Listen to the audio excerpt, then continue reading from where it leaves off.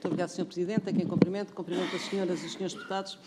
Hesitei em debater este artigo ou não, porque isto arruma-se muito facilmente dizendo não, linha vermelha.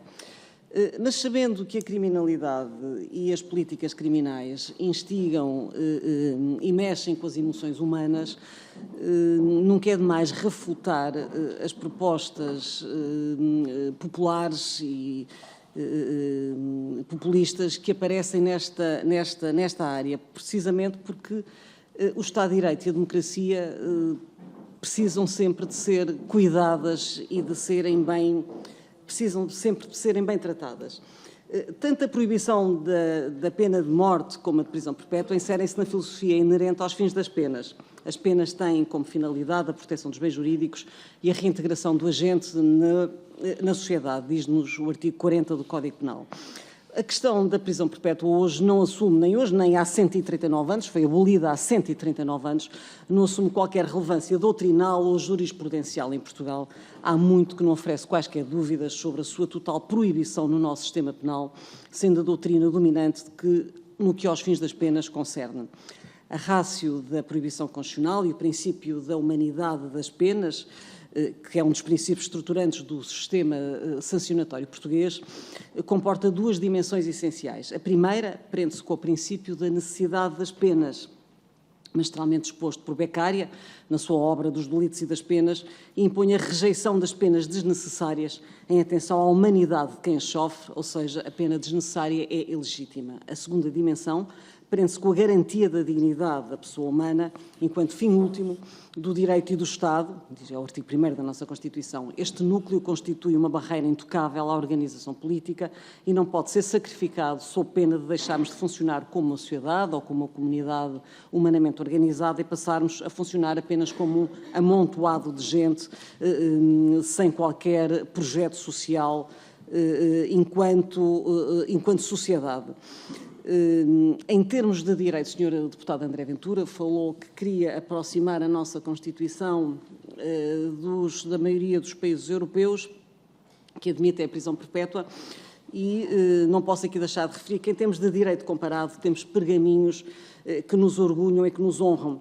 Comparativamente com outros países da mesma esfera cultural, Portugal foi pioneiro no avanço e na defesa de um sistema sancionatório humanista. Eu recordo que, em termos de direito, do nosso direito positivado, a Constituição de 1822, e vamos recuar até 1822 para percebermos o absurdo da discussão de hoje, que impôs a proporcionalidade e a intransmissibilidade das penas, ao mesmo tempo que aboliu a tortura, a confiscação de bens, a infâmia, os açoites, o baraço e pregão, a marca de ferro quente e todas as mais penas cruéis e infamantes. Estas penas existiam no nosso ordenamento jurídico.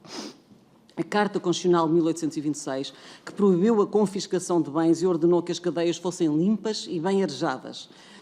As sucessivas abolições das várias espécies de penas de morte, para os crimes políticos em 1852, para os crimes comuns em 1867 e, por fim, em 1976, para os crimes militares praticados no teatro das operações.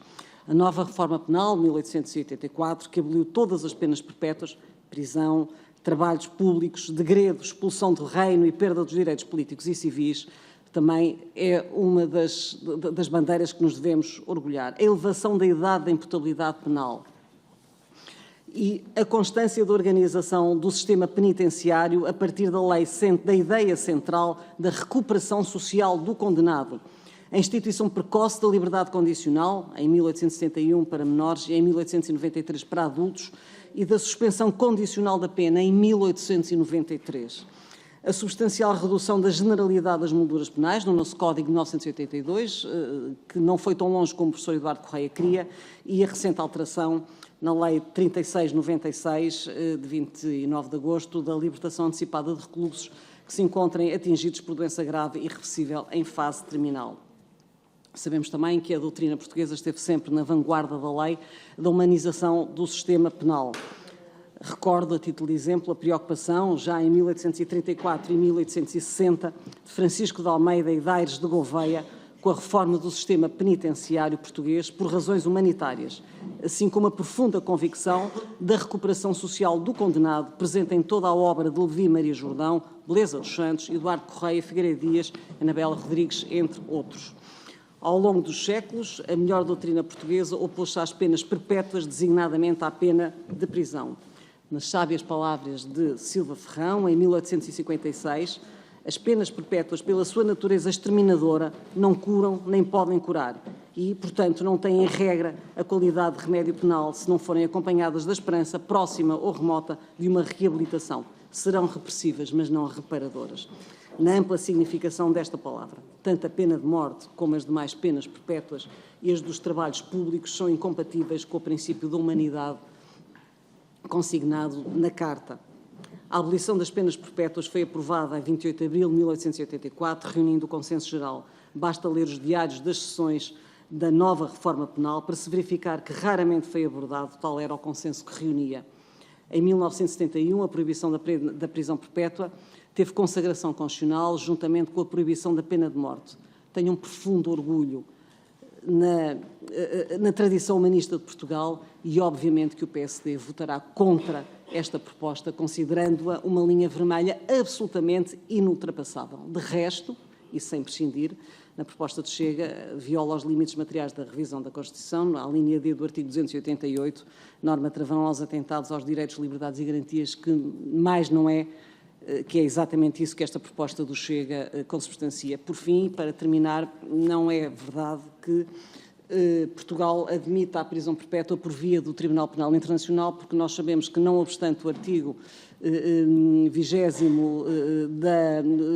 o artigo 120 do Tratado de Roma, dizer que não admite adesões com reservas, admite aquela que foi feita a adesão de Portugal, que foi uma adesão com uma declaração interpretativa, no sentido de dizer que, em caso algum, extraditará ou entregará pessoas a Estados que apliquem penas diferentes das nossas, portanto, e que Portugal, mesmo no âmbito do Tribunal Penal Internacional, aplicará sempre a lei penal nacional e o nosso ordenamento jurídico.